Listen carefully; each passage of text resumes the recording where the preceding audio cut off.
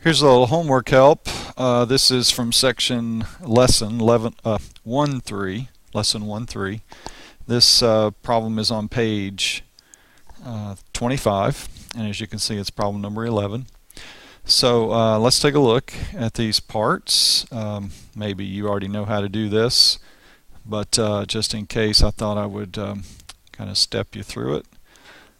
Sometimes these word problems can give people a little trouble, so maybe this will help some of you who need the extra help.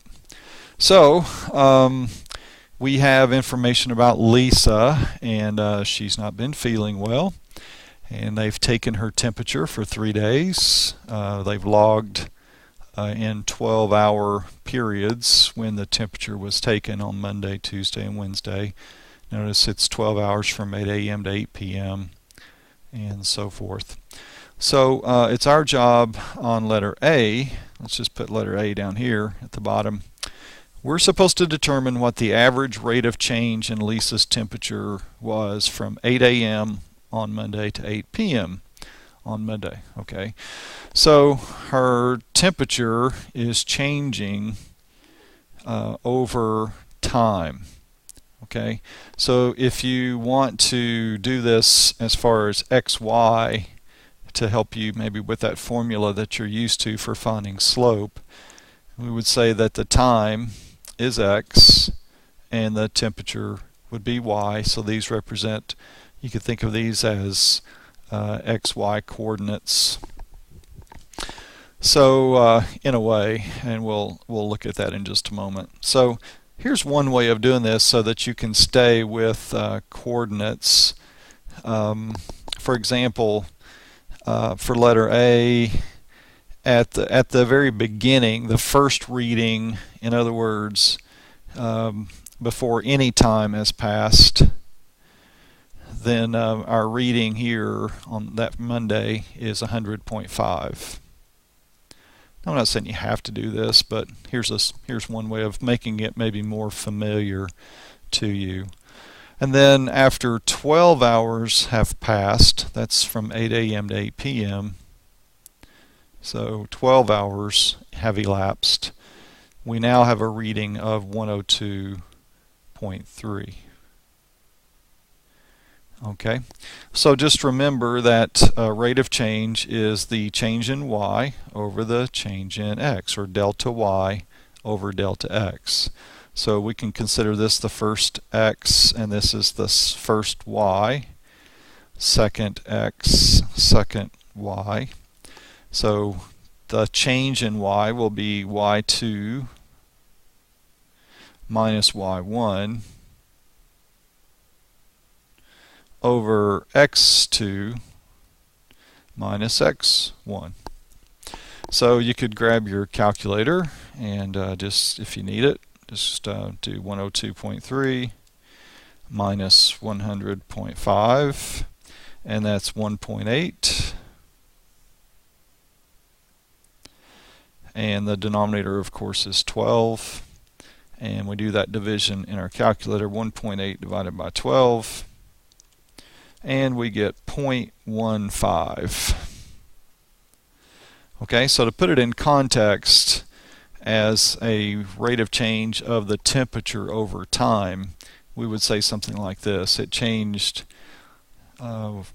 15 hundredths of a degree, 0.15 degrees per hour.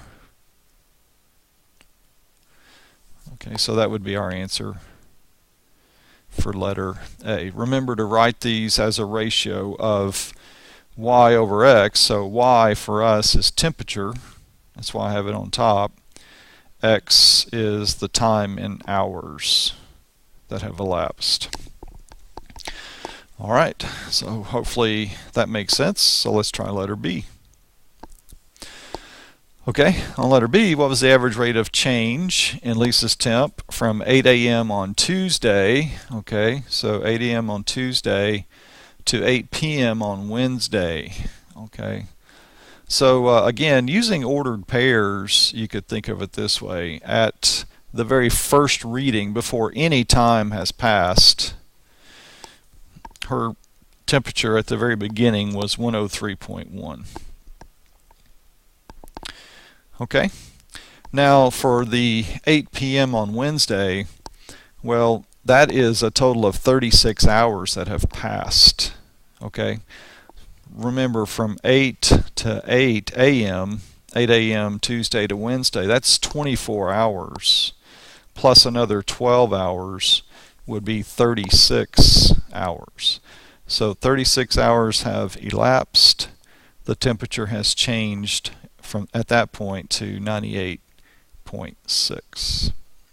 Okay, once again, let's do delta y over delta x. So 98.6 minus 103.1 divided by 36. 36 minus 0. Okay, probably want to grab your calculator for this one. And 103.1, I'm sorry, 98.6 minus 103.1 gives me a reading on my calculator of negative 4.5 divided by 36. So let's go to a new screen. I'm running out of room.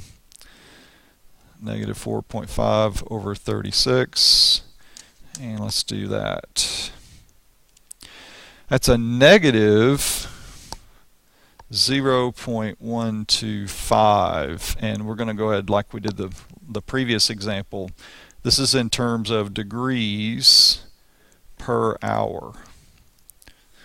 Okay, so the next question, letter C, is actually there's a follow-up question. Getting a little bit ahead of myself. Sorry about that. Also in letter B, is your answer reasonable? Well, I guess what they're after is, this is a negative number. Does that make sense? Well, yes, it is reasonable, because if you notice, the temperature is going down. It started at 103.1 and it ended up at 98.6. So it is reasonable. So then I'll just follow that up with the question, what does the sign of the rate mean? It means that something along these lines, that the temp is dropping. She is getting better. Okay, so all of that is involved in part B. So now let's jump down to part C. During which 12-hour period was the average rate of change in Lisa's temperature the greatest? Okay, well, we've already found out that for Monday it was 15 hundredths of a degree per hour.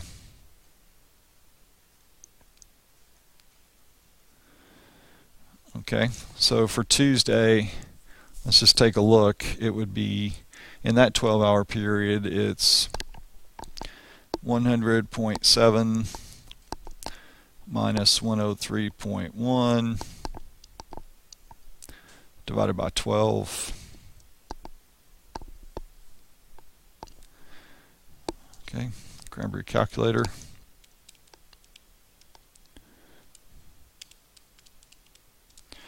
And that's negative 2.4 divided by 12. And that's negative 0.2. Okay, so we have figured out, here it is, negative 0.2. And then for for Wednesday, let's do the same thing. We have this much change on Monday. It changed this much in a negative way on Tuesday. So now let's do Wednesday.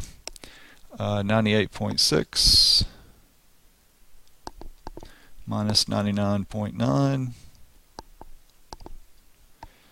over 12. Instead of showing the ordered pairs, hopefully you see where I got those numbers.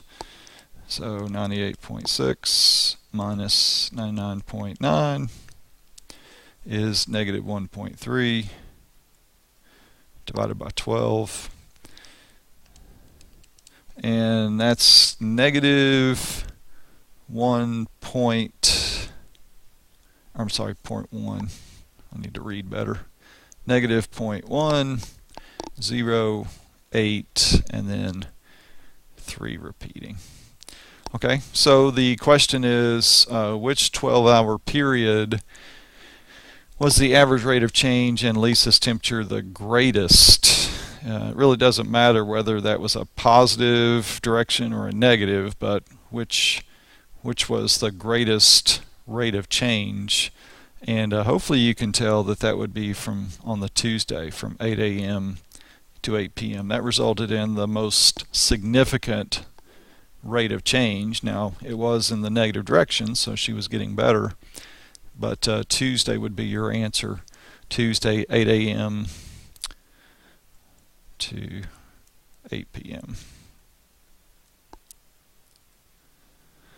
Okay, that's the largest swing. That number, you got to really think in absolute value. I don't want you to think in, well, that's negative and that's smaller than this. Well, in terms of absolute value, which is the greater swing difference, and that would be the Tuesday. All right, I hope that helps, and if you have any other questions, let me know.